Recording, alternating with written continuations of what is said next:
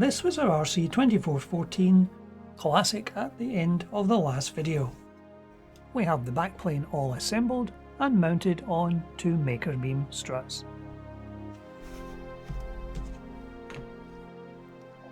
So today we're going to add the first of the daughter boards, the CPU board. But first we will have a look again at the documentation to see what we need to do to assemble this board. The CPU board has very few components, comprising of merely the Z80 processor and its socket, one capacitor, one resistor, and the edge connector. As always, take your time to check you have the correct components before beginning.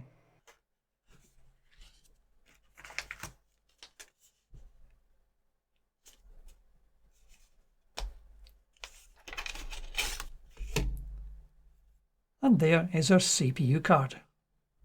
It has three components: the Z80 processor itself, a capacitor, and a resistor. And additionally, we have to solder on the edge connector. There's an optional area at the side of the card where we can, if we wish, cut a couple of tracks to enable the monitoring of these additional signals. We're going to leave that for a later video. The other boards are for the ROM,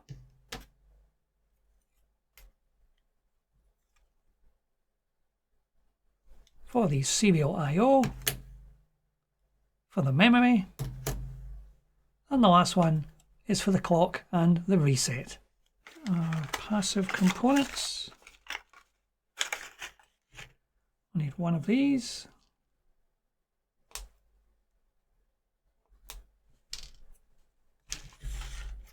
And we'll need our resistor. Now the resistor we need for this one is a 3300 ohm resistor.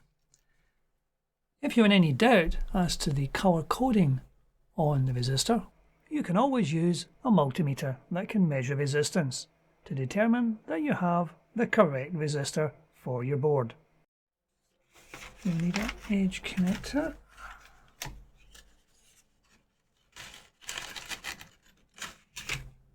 These, which will fit in here, like so.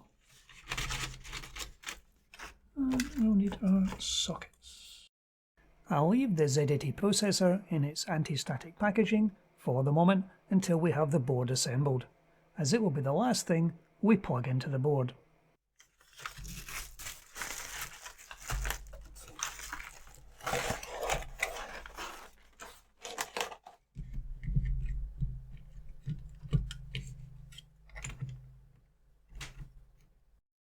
Now we can get ready to do some soldering.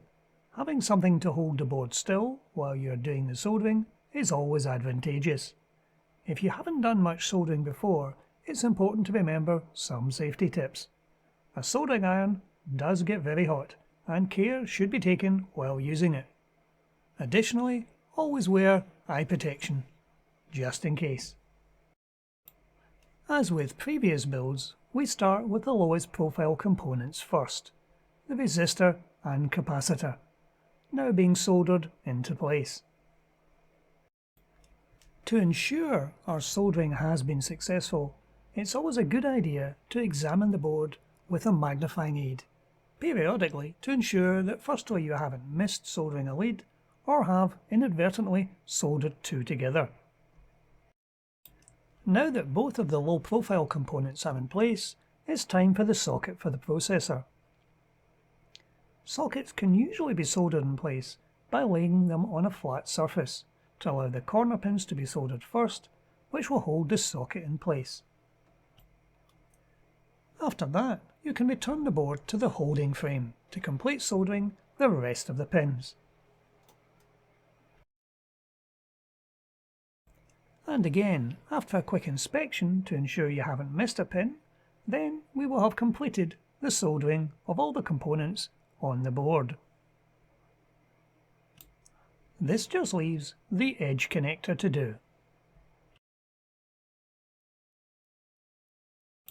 As the edge connector needs to be soldered in place to allow the daughter board to sit vertically some preparation to align the pins to the board is needed. However, no fancy tools are usually needed for this task. Once you have the first and last pin soldered and you are happy with the alignment, you can then return to the holding frame to complete the soldering of the rest of the pins.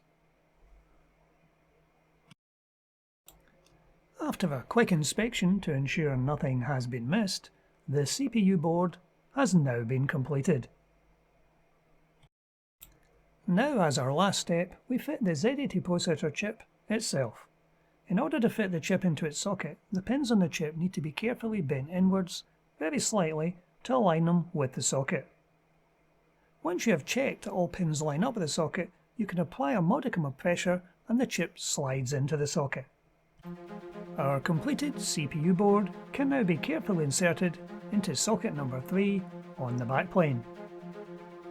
In our next video, we will tackle the ROM module. But that's it for today. Thank you for watching.